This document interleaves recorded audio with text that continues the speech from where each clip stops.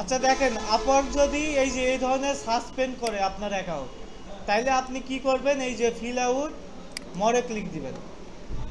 মরে ক্লিক দিয়ে আপনাকে এই যে সাবমিট অ্যান্ড অ্যাপিল, এখানে ক্লিক দেওয়া লাগবে। এখানে দেখেন আমাকে বলতেছে যে এই যে তারা যে ডিসিশন নিয়েছে এইটা কেন ভুল, এইটা আমাকে একটু বিপ করতে হবে।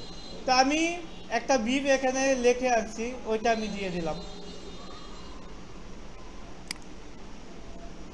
এই যে এই লেখাটা আমি দিয়ে দিব, সমস্যা, এটা দিলাম। তারপর এই যে এখানে কিছু কন্টেন্ট বা আরও কিছু বিপ করতে হবে, তা আমি আর একটু বিপ করলাম।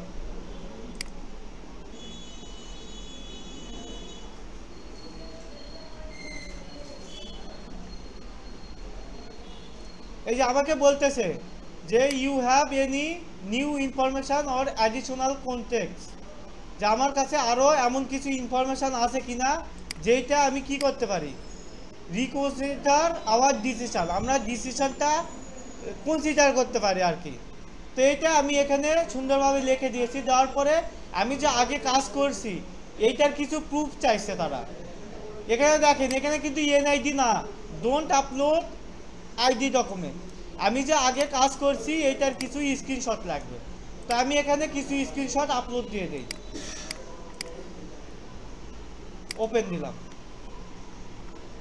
আমি আগে কাজ করছি ওই রিলেটেড স্ক্রিনশট দিয়ে আই কনফার্ম দিস ইনফরমেশান দেওয়ার পরে আমি সাবমিট অ্যাপিলে ক্লিক দিয়ে দিলাম। এই যে অ্যাপিলটা সাবমিট হয়ে গেছে।